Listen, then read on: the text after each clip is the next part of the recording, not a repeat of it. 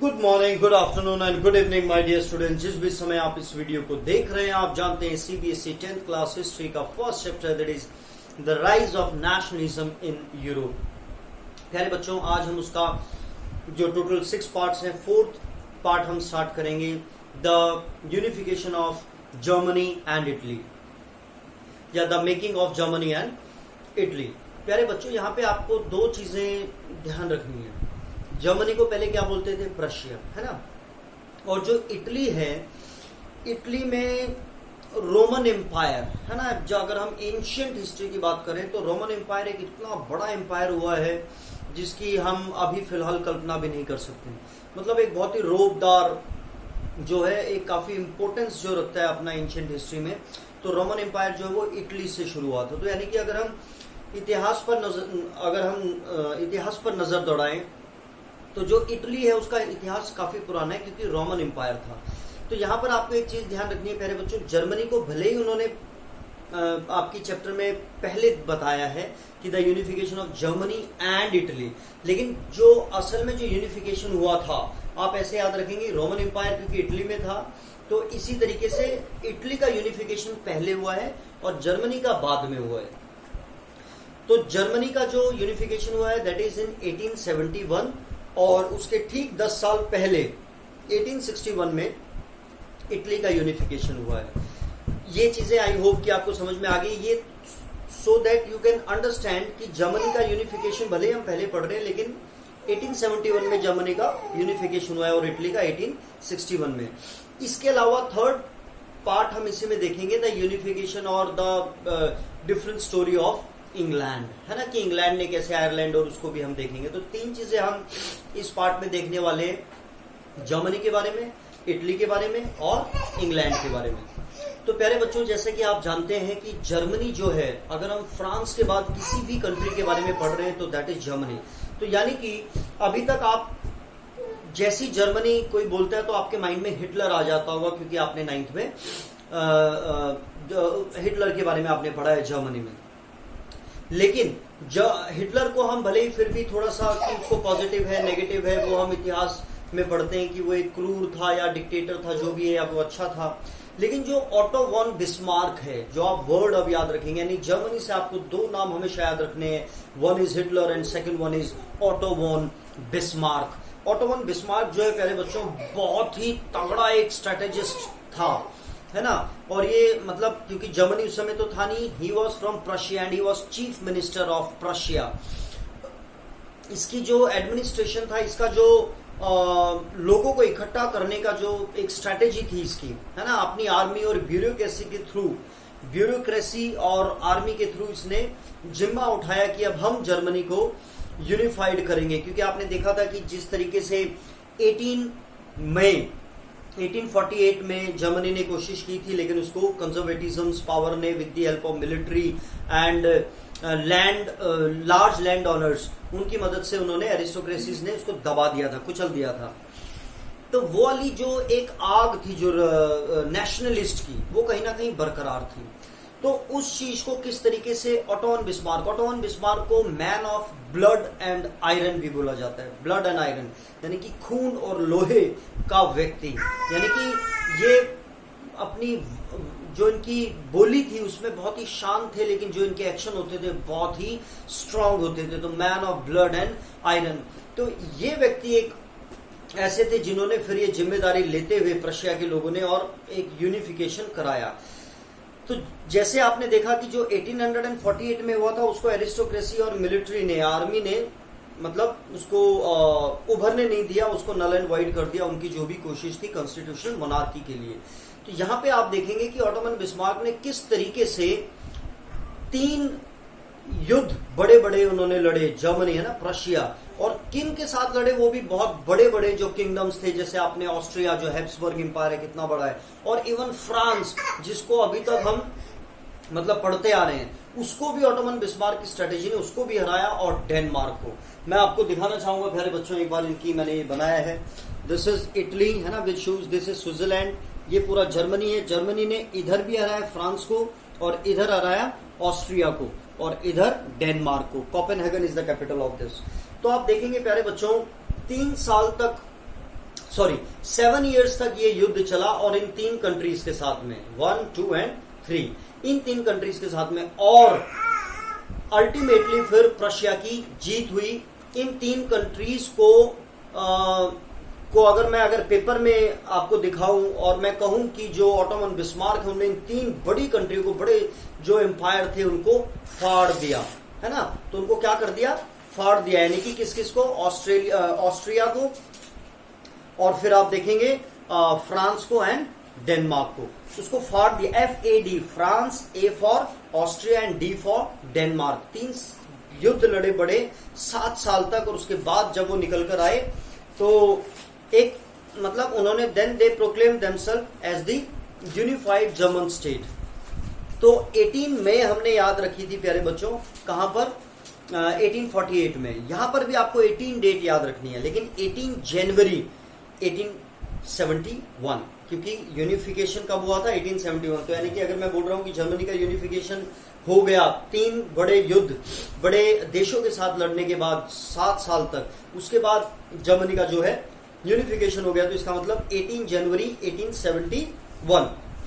तो 1871 में प्यारे बच्चों जो है यूनिफिकेशन हो गया, और उस समय के जो किंग थे वहां पे, जो प्रशिया के किंग थे, उनको नाम चेंज करके विलियम वन उनका नाम था, उनका नाम चेंज करके केसर विलियम वन हो गया।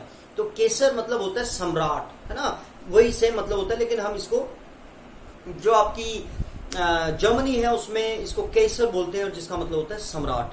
तो प्यारे बच्चों आप यहाँ पे एक चीज देखेंगे कि जो ऑटोमन बिस्मार्क है उसने with the help of army, जो प्रशिया की आर्मी थी, और ब्यूरोक्रेसी, इसकी मदद से उसने इस जो उसका एम था इसकी तरफ वो जीता।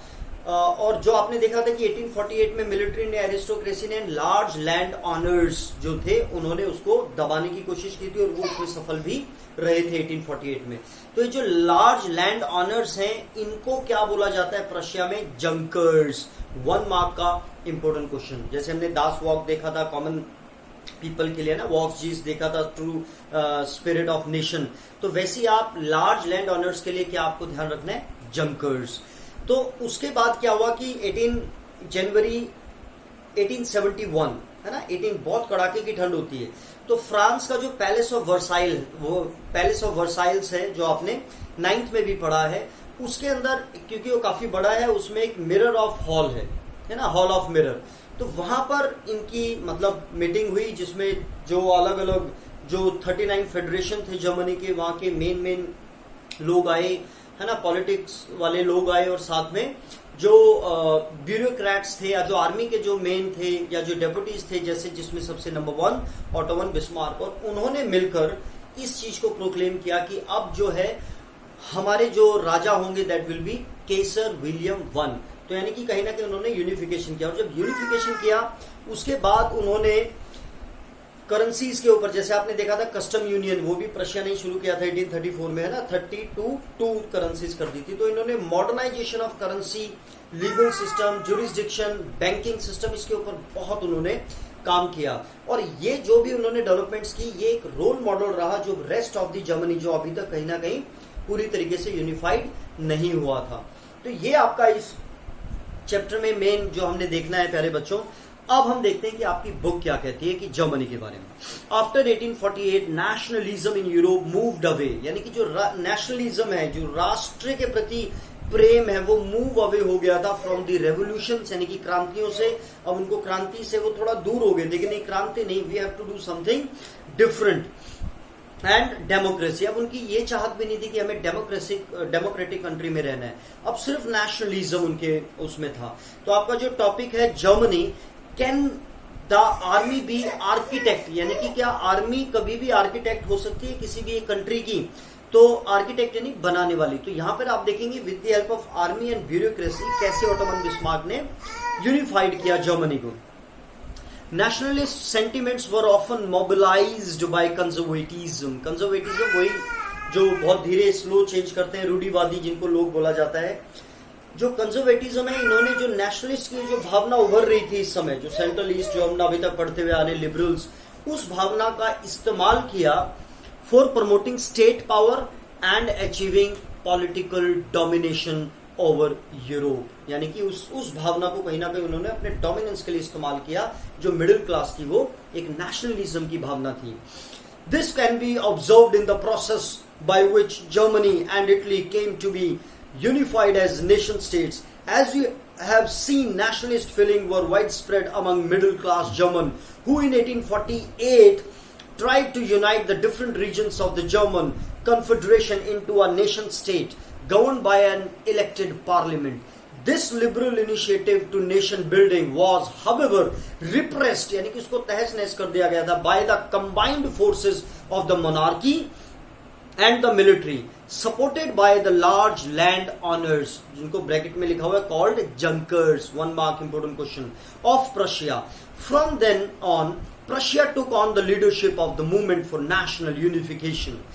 Its chief minister Otto von Bismarck, बहुत बड़ा नाम है बेटा, मैं कभी इनके बारे में एक अलग से आपको वीडियो बनाऊंगा, was the architect of this process carried out with the help of the Prussian army and bureaucracy.